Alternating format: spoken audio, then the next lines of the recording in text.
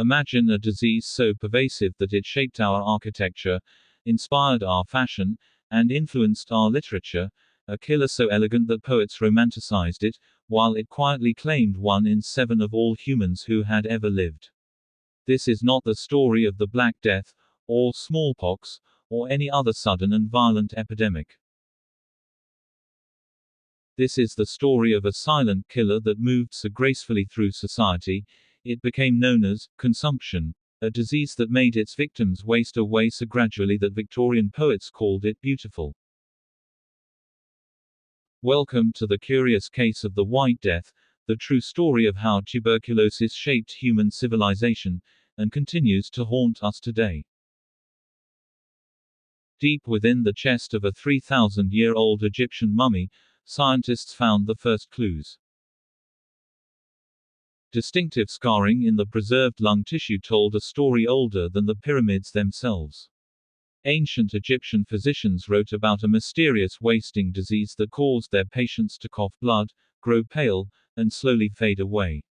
They called it consumption of the flesh.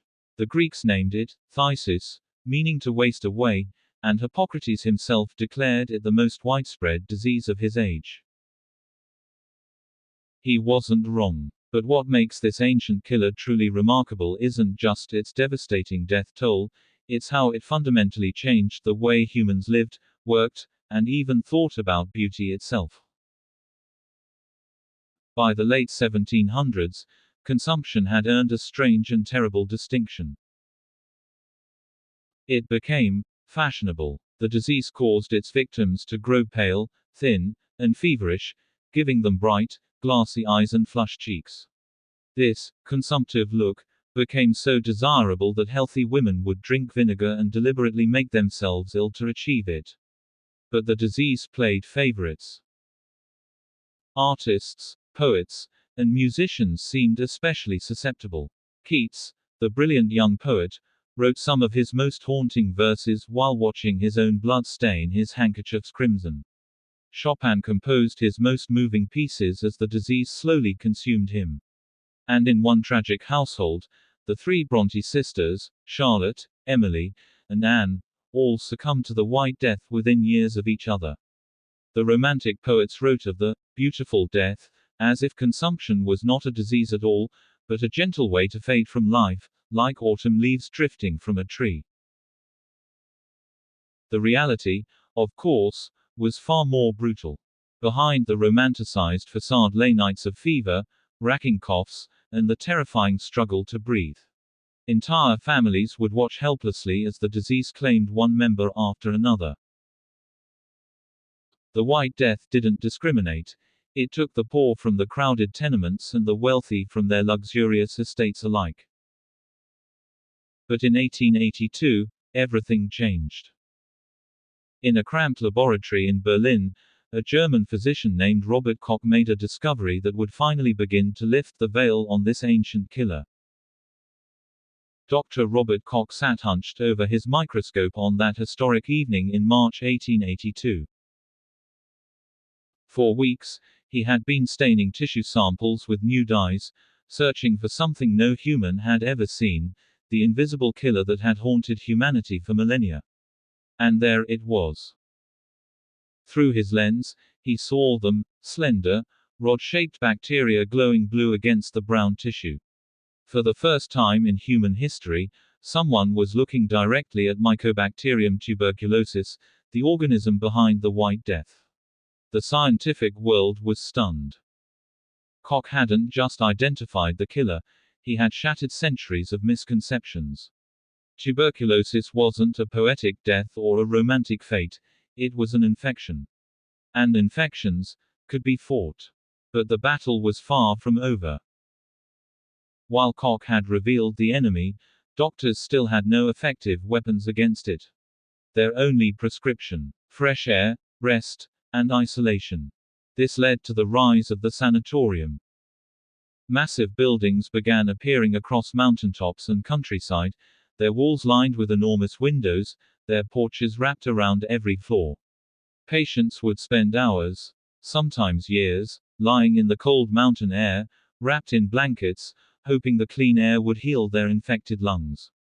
These buildings changed architecture forever.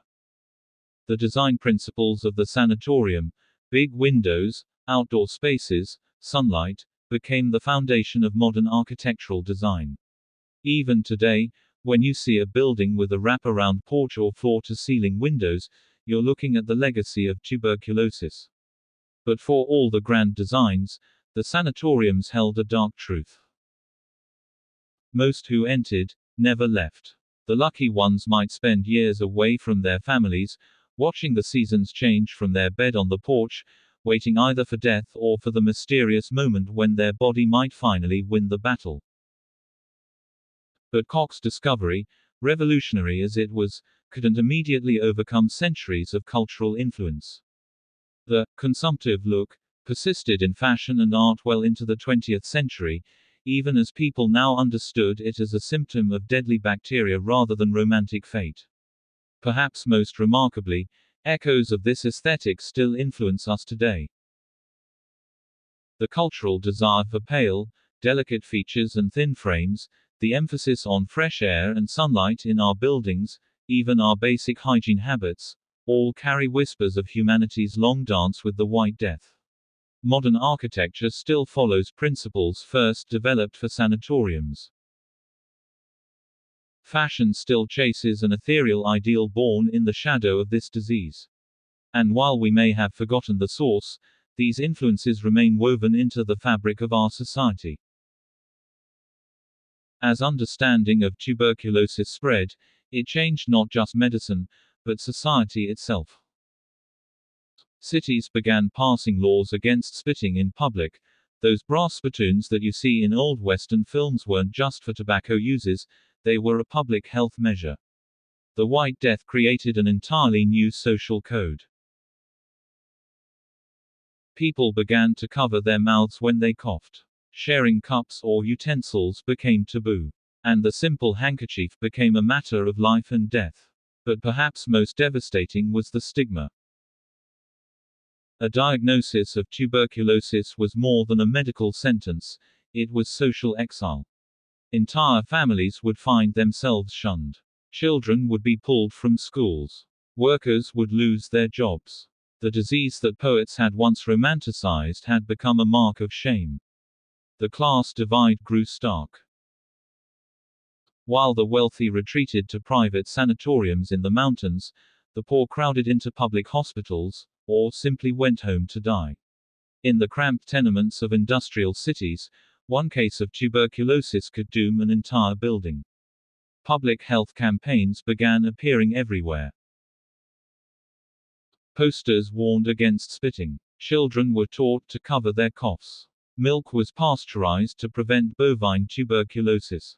For the first time, society began to understand that public health required public cooperation. But it wasn't until 1943 that humanity finally gained a real weapon against the White Death. The discovery of streptomycin marked the beginning of the end for tuberculosis. Or so we thought. Today, most people in developed nations think of tuberculosis as a disease of the past. They're dangerously wrong. The White Death still claims 1.6 million lives every year. Right now, as you watch this, about 1/4 of the world's population carries the tuberculosis bacteria. Most will never develop symptoms, but for those with weakened immune systems, the ancient killer still lurks, waiting for its chance. And it's evolving. Decades of antibiotic use have created strains of tuberculosis that resist our strongest medicines. These new variants, known as MDR-TB, multi-drug resistant tuberculosis, are bringing back the specter of the untreatable White Death. In parts of the developing world, the scene would be familiar to doctors from a century ago. Crowded clinics, isolation wards, the struggle to breathe, the fight for limited medicines. The White Death continues its patient work, largely forgotten by those wealthy enough to believe they've escaped it. But perhaps most chilling is what we've learned from COVID-19. In our interconnected world, No disease is ever truly contained. What affects one part of humanity affects us all.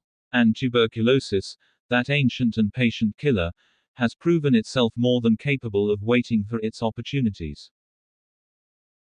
The story of the White Death isn't just history, it's a warning. About the power of microscopic organisms to shape human civilization.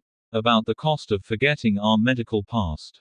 And about the crucial importance of fighting diseases not just in our own communities, but everywhere they persist. Because the White Death has taught us one undeniable truth. In the battle against disease, humanity is only as strong as our weakest defense.